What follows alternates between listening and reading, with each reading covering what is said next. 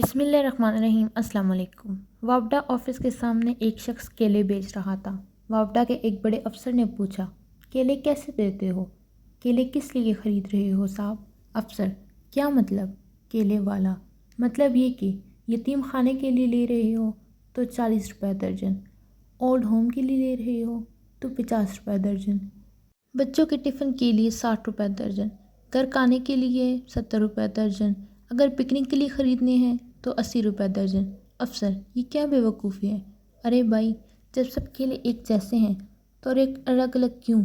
کیلے والا: پیسے کے وصولی کا سٹائل تو آپ لوگوں والا ہی ہے، جیسے 1 سے 100 یونٹ کا الگ ریٹ، 100 سے 200 کا الگ، 200 سے 300 کا الگ، 300 سے 400 کا الگ۔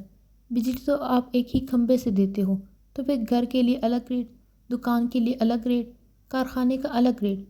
اور ایک بات، میٹر کی قیمت ہم سے لے کر پھر میٹر کا کرایہ الگ لیتے ہو۔ انکم وابڈا کو ہوتی ہے اور انکم ٹیکس اور سیلز ٹیکس ہم سے الگ لیتے ہو۔ سر چارج اور ایکسٹرا سر چارج کیا بلا ہے جو ہم سے لیتے ہو؟ میٹر کیا امریکہ سے امپورٹ کیا ہے؟ 25 سال سے میٹر خرید کر بھی اس کا کرایہ بھر رہا ہوں۔ آخر میٹر کی قیمت کتنی ہے آپ بتا دو ایک ہی بار۔ مزید ایسی ویڈیوز کے لیے میرے چینل کو سبسکرائب کریں۔ اللہ حافظ۔